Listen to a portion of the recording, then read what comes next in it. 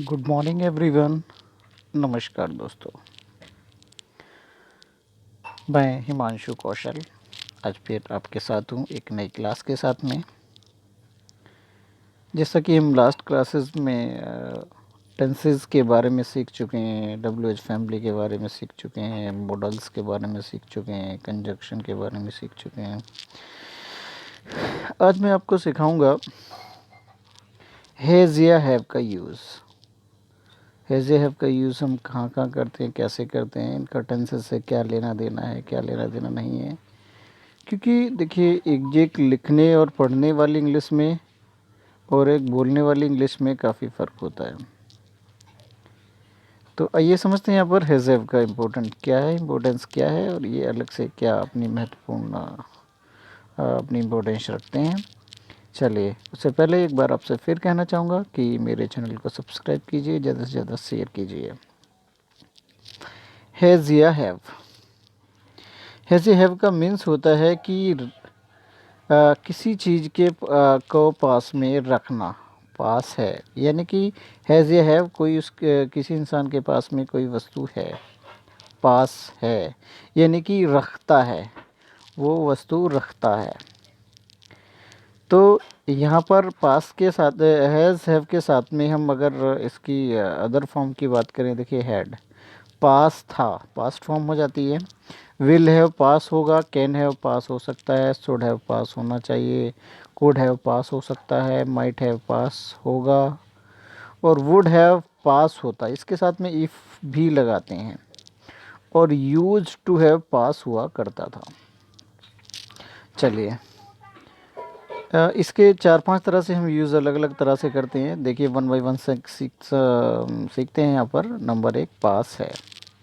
मेरे पास कार है, मेरे पास कार है, या मैं एक कार रखता हूँ। I have a car, I have a car. यहाँ पर सिंपल आपको ना कुछ कोई सेंटेंस समझने की ज़रूरत है, ना कोई टेंस समझने की ज़रूरत है।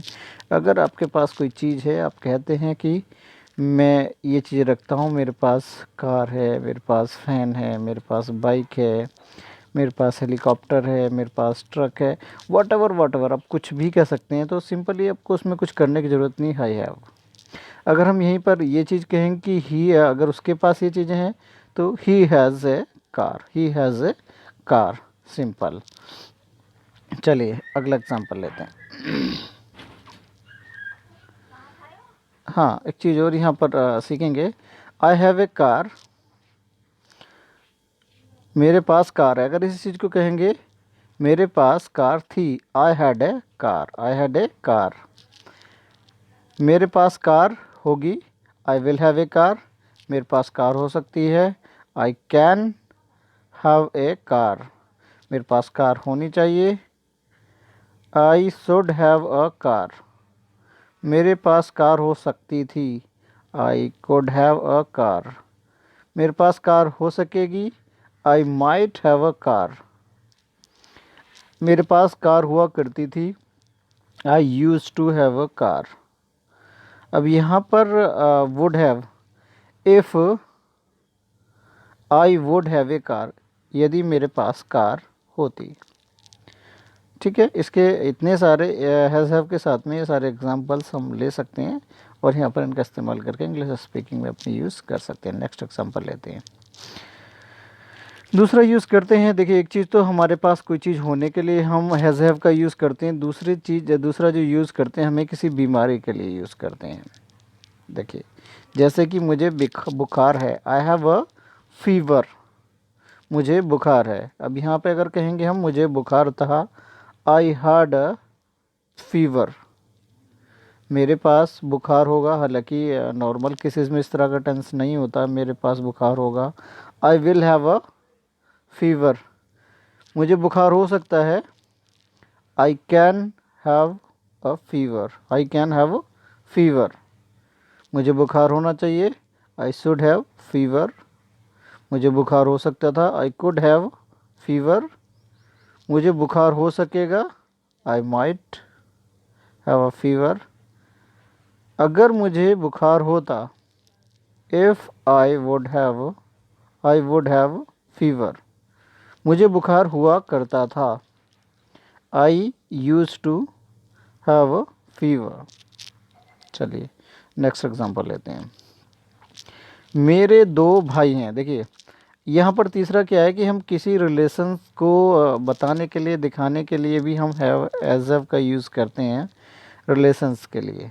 सबसे पहला था कोई चीज़ आपके पास होने के लिए, दूसरा किसी बीमारी के लिए, तीसरा किसी रिलेशनशिप को बताने के लिए, रिलेशनशिप होने के लिए हम यूज़ करते हैं। देखिए रखने के सेंस में मैं आपको पहले ही बता चुका हूँ, कोई चीज़ हम रखने के सेंस में यहाँ पर समझ सकते हैं। मेरे दो भाई हैं। I have two brother. मेरे पास दो भाई हैं। अब यहाँ पर ये मैं कहूँ मेरे पास दो भाई थे, आई हैड टू ब्रदर्स। हालांकि जनरल ऐसा होता नहीं है कि मेरे पास दो भाई थे, लेकिन हम यहाँ पर सेंटेंसेस सीखने के हिसाब से, समझने के लिए मैं इनका एक साथ इनको बनाकर घर हो सकता है कि कुछ टेंस ऐसे हो नॉर्मल केसेस में ना भी होते हों, लेकिन यहाँ पर आपको समझना ज़रूरी है। मेरे पास दो भाई होंगे। I will have two brothers. मेरे पास दो भाई हो सकते हैं। I can have two brother. मेरे पास दो भाई होने चाहिए। I should have two brothers. मेरे पास दो भाई हो सकते थे। I could have two brothers. मेरे पास दो भाई हो सकेंगे। I might have two brothers. अगर मेरे पास दो भाई होते, if I would have two brothers. मेरे पास दो भाई हुआ करते थे। I used to have two brothers. समझ गए ना। इस तरह से हम यहाँ पर मैंने कुछ एक एक एग्जांपल्स लेकर के आपको समझा रहा हूँ, और आप इसके साथ में और भी एग्जांपल लेकर के प्रैक्टिस कर सकते हैं। चलिए नेक्स्ट एग्जांपल की तरफ चलते हैं। किसी के शरीर के अंग के बारे में हम अगर हमें बताना हो तब भी हैज़ हैव का यूज़ करते हैं, शरीर के अंग, बॉडी पार्ट्स बताने के लिए। मेरे पास दो हाथ हैं। I have two hands. I had two hands. मेरे पास दो हाथ थे। मेरे पास दो हाथ होंगे। I will have two hands. मेरे पास दो हाथ हो सकते हैं। I can have two hands. मेरे पास दो हाथ होने चाहिए। I should have two hands. मेरे पास दो हाथ हो सकते थे। I could have two hands. मेरे पास दो हाथ हो सकेंगे।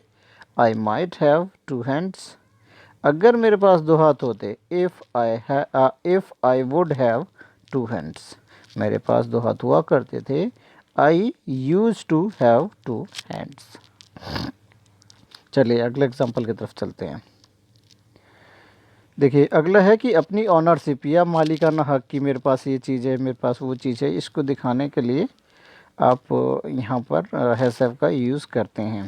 देखिए सिंपली एक चीज़ मैं आपको बता ही चुका हूँ। किसी चीज़ को रखने के लिए, अपने पास दर्शाने के लिए कि तुम्हारे पास उसकी अवेलेबिलिटी है, अवेलेबिलिटी दर्शाने के लिए हैज़ हैव का यूज़ हम करते हैं। हैव आई के साथ में और हैज़ ही के साथ में, थर्ड पर्सन के साथ में। मेरे पास दो प्लाट हैं।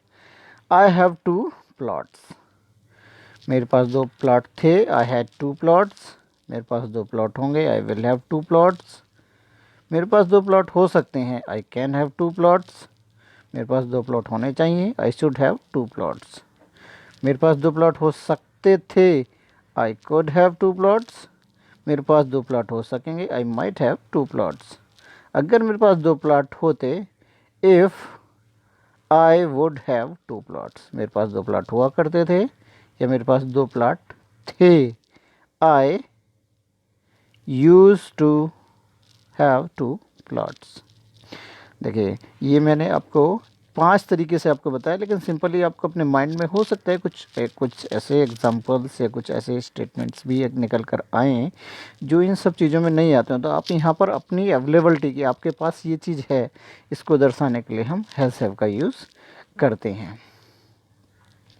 ये कुछ मैंने आपको आज की क्लास के लिए कुछ होमवर्क दिया हुआ है, ये आप होमवर्क करिए। और इसके अलावा मैंने आपको बताया कि आपको, जैसे कि मैंने हैज़ हैव के कई सारे एग्जांपल्स दिए, नहीं एग्जांपल्स के साथ में आप कम से कम 300 सेंटेंसेस आप बनाइए। कहीं दिक्कत आ रही है, आप मेरे से डायरेक्टली कनेक्ट हो सकते हैं, कमेंट बॉक्स में मैसेज डाल सकते हैं। एक बार फिर आपसे रिक्वेस्ट करना चाहूँगा कि आप लगातार यहाँ पर इंग्लिश स्पीकिंग की 60 क्लासों की सीरीज़ में इंग्लिश स्पीकिंग का बेसिक कोर्स सीख रहे हैं। अगर आप यहाँ से सीख रहे हैं, लर्निंग हो रही है, आपको अच्छा लग रहा है, तो अपने दोस्तों में शेयर कीजिए और आप भी शेयर करिए। नेक्स्ट क्लास तक के लिए